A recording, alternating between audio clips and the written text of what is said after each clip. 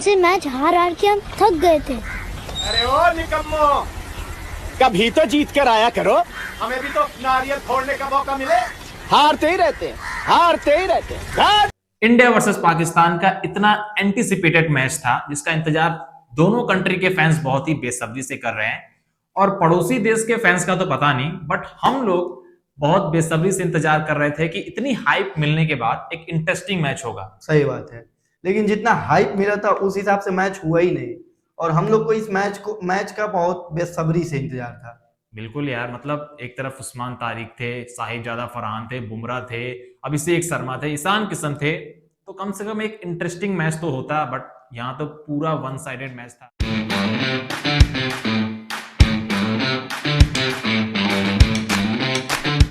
सबसे पहले तो इस मैच में पाकिस्तान के कैप्टन जो हैं सलमान अली आगा टॉस जीतकर बैटिंग करते हैं, जो मेरे हिसाब से बिल्कुल ही गलत डिसीजन था।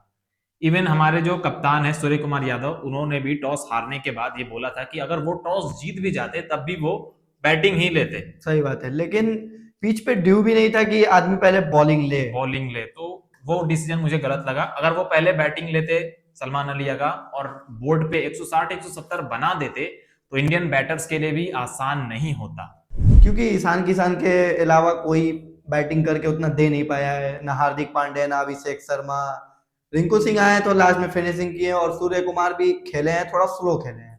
नहीं मतलब मैं एक और बंदे का नाम लेना चाहूंगा, शिवम दुबे का।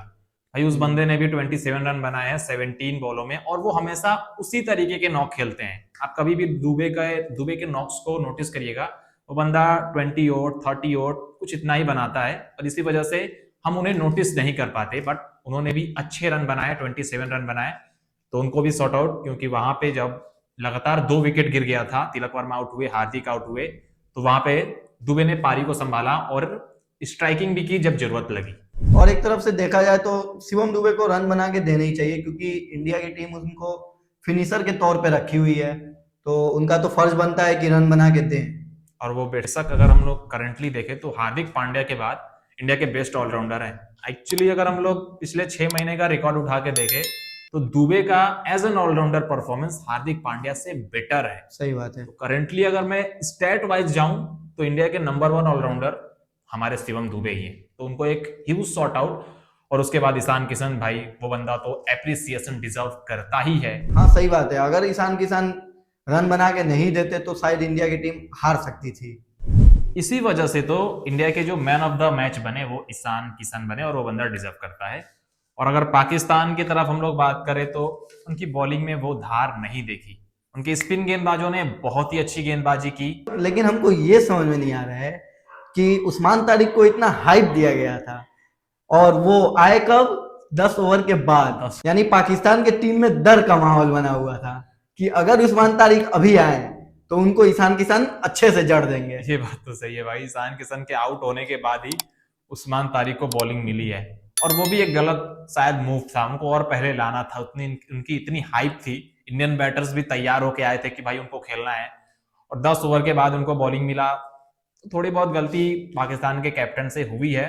और अगर मैं आपको एक और अपना हॉनेस्ट ओपिनियन दूं तो मुझे पाकिस्तान के जो कैप्टन है सलमान अली आगा, वो T20 के बैटर लगते ही नहीं है। ओडीआई में वो बंदा अच्छा करता है, टेस्ट में भी करता है, मैंने उनके स्टैट देखे हैं, बट T20 के वो उस तरह के खिलाड़ी नहीं है कि भाई किसी नेशनल टीम की वो कप्तानी करे। सही बात है। अगर वो बंदा कप्तान ना होता तो शायद वो पाकिस्तान की प्लेइंग 11 में भी डिजर्व नहीं करता अकॉर्डिंग टू। और पाकिस्तान के बल्लेबाज कुछ ज्यादा ही जल्दी में लग रहे थे, क्योंकि भाई ये समझ रहे थे कि सामने यूएसए की टीम है कि 192 मार के जीत गए, तो इंडिया के सामने भी एकदम हर बॉल छक्का ही मारेंगे। भाई जो आ रहा था छक्का छक्का। हमको लग रहा है उनको घर जाने की ज्यादा जल्दी है कि भाई जल्दी से टूर्नामेंट से बाहर हो जाए और घर जाए। उसी तरीके का क्रिकेट पाकिस्तान की टीम ने खेला है और पूरी तरह से डिसअपॉइंट किया है। उनके जो फैंस आए होंगे स्टेडियम में वो तो खैर डिसअपॉइंट पिछले साल से हो रहे हैं।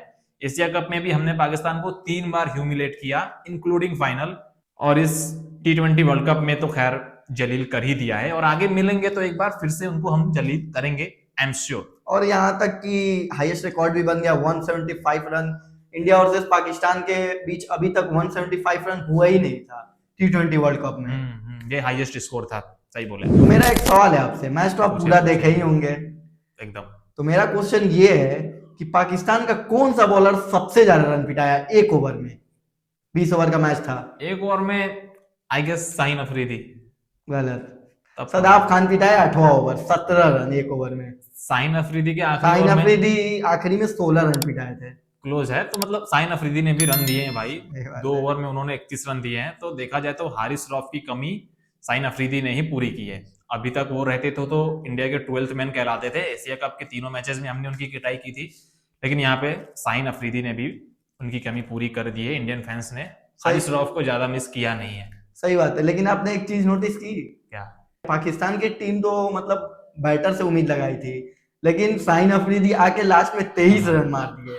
बाकी ये बैटर क्या कर रहे थे? सही बात है। ये शाहीन अफरीदी भाई अक्सर ही मारता है, मैंने नोटिस किया है। और खासतौर से जब मैच खत्म हो गया रहता है ना, तो ये बंदा आके 2-4 छक्के लगा ही देता है। कई बार मैंने नोटिस किया है। बैटिंग कर लेता है, जान अगर प्रेशर ना हो उसके ऊपर तो वो बंदा बैटिंग कर देगा। और सुपर 8 के लिए हमारी टीम क्वालिफाई कर गई है। जिसको नहीं पता उसको मैं बता दूं, तो अब हमारे जो मेन फोकस होगा वो सुपर 8 ही होगा। और अगला मैच नीदरलैंड से है, तो उसका भी आप लोग को रिव्यू हम लोग दे ही देंगे, लेकिन अगर आप लोग हम लोग के चैनल को सब्सक्राइब करके रखेंगे तो। बेशक, तो भाई सब्सक्राइब कर लो। और ये हमारी इस चैनल की पहली वीडियो है। कुछ गलती हो गई हो तो भाई माफ कर देना।